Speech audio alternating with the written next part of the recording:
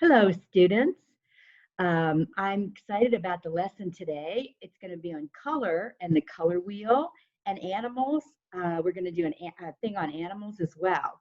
And so I'm going to go get started by sharing my screen with you, and you can look. We'll look at the PowerPoints together. All right, we're going to get started.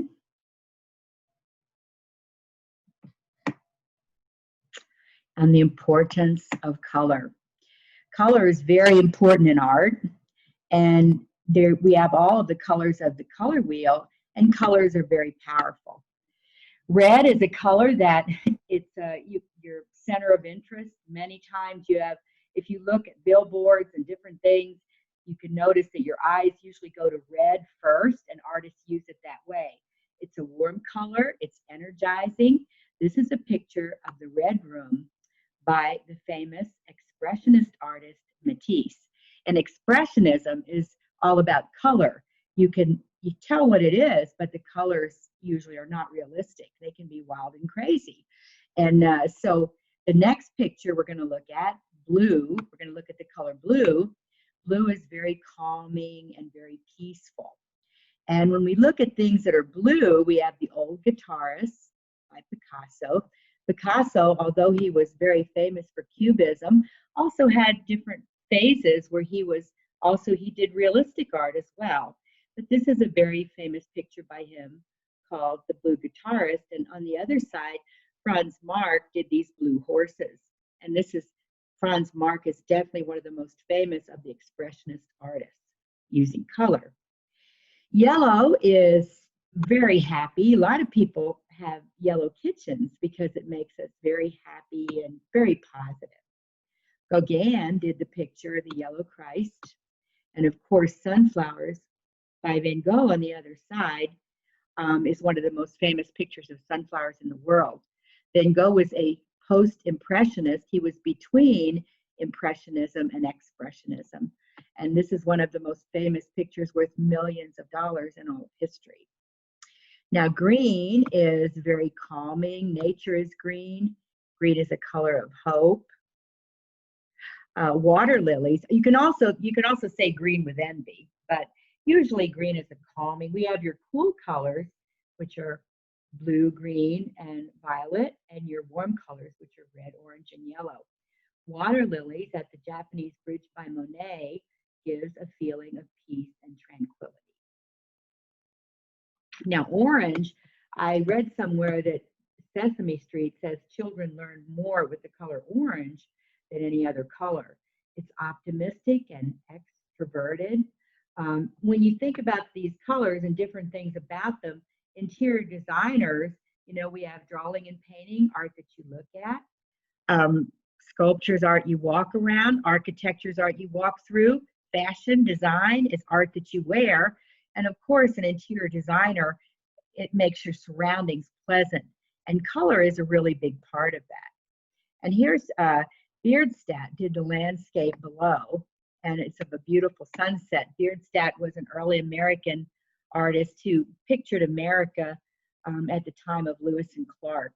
And the other picture we'll contrast that with this picture by Munch, which you've probably seen many times, and it's called The Scream. And of course, it's supposed to feel like a scream. It doesn't look realistic, but they want to give the feeling through the colors. Now, purple is a royal color. It symbolizes wealth, extravagance, wisdom. Franz Marc did the picture, the purple expressionistic picture on the left, and this is expressionism. It's probably trying to capture the feelings of a person. And the picture on the right is realistic, and it's a picture of a monarch, and you can see the colors of red and purple, very royal colors. Color tips are red. If you want to direct attention to something, use red. Use powerful colors strategically. Always have contrast. You don't want to put yellow letters on a white piece of paper because you won't be able to see them. Colors with facts for better recall. You'll probably remember something on red or orange more than you will on something that's blue or something that's very faded out. And you want to choose the right color combinations. Okay, now here's some pictures in color. And we're going to talk about color today. We're going to look at just a couple more pictures, and then I'm going to give you your assignment for today. I wanted to talk about, we're going to do cats and dogs and other animals on Wednesday, but I want to talk about jellyfish. And jellyfish are alive, and they're lots of fun to paint and to do. And there's something in art called amorphic shapes, and jellyfish and nebulas, which are hard to think they're together, but they're really, you know, they're beautiful shapes, very beautiful, and they exist. And we look at them, we think, my word, these are beautiful. And there we have our color wheel.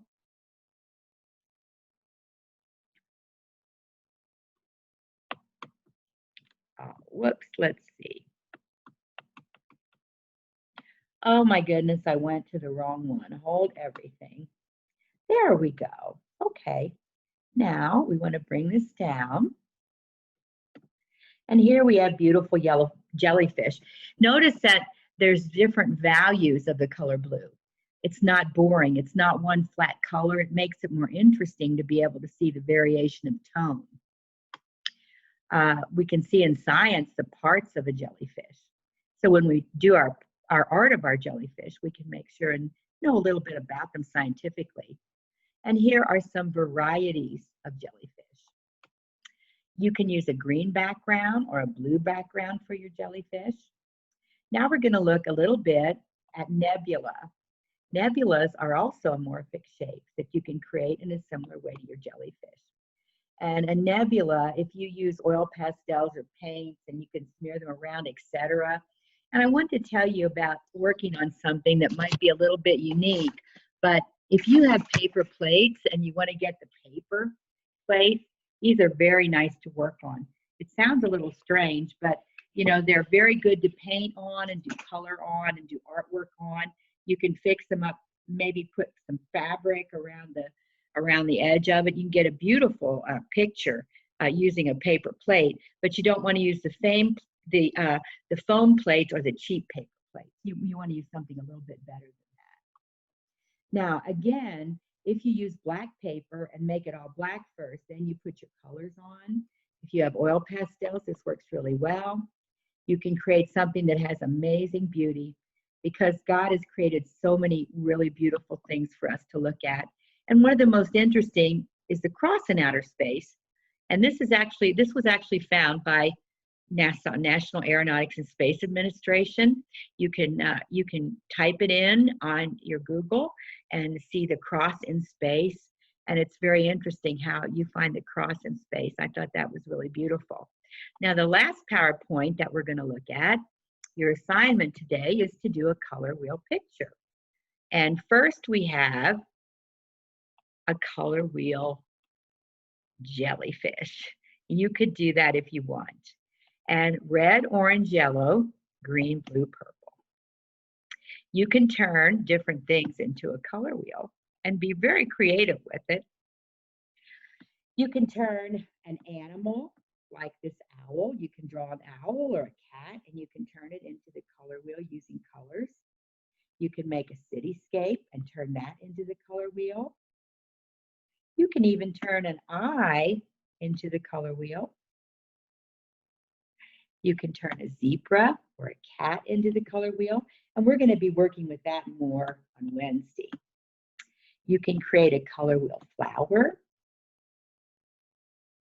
One of my dear students made this beautiful rose, a color wheel rose for me, and I thought it was so lovely. All right, this is the lesson for today.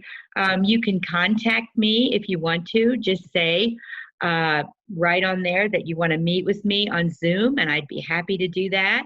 Here we even have a color wheel feather. So that is a very interesting thing as well.